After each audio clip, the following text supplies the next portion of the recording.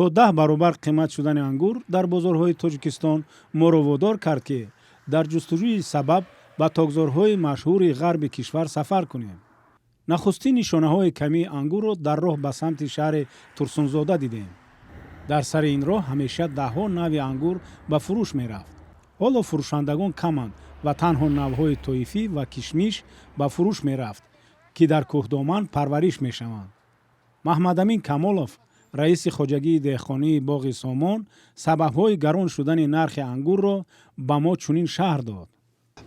ангурро аз то 16 градус тоқат мекунад да.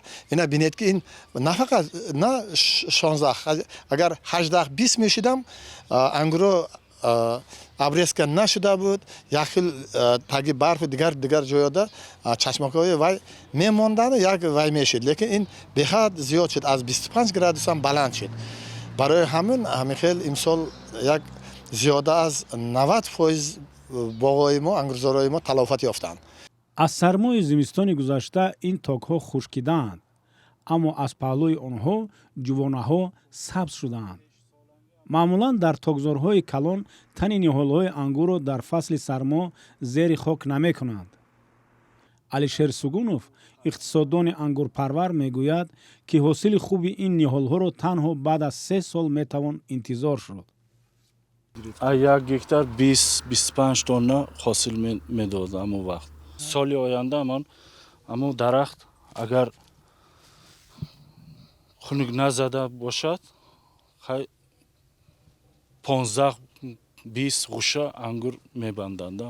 алишер сугунов илова кард ки вазъи тогзорҳои на танҳо дар Тоҷикистон ба ин ҳол аст, балки сардиҳои зимистон ба ангурбоғҳои кишварҳои ҳамсоя низ таъсир расонидааст.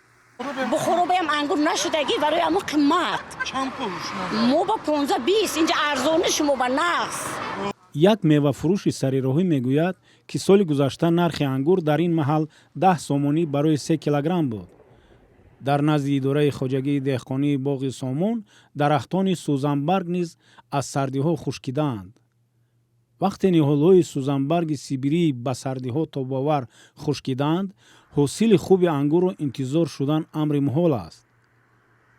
ба иттилои боғдорон чунин вазъият бо ниҳолҳои анору анҷир низ мушоҳида мешавад ва болоравии нархи анор дар назар аст.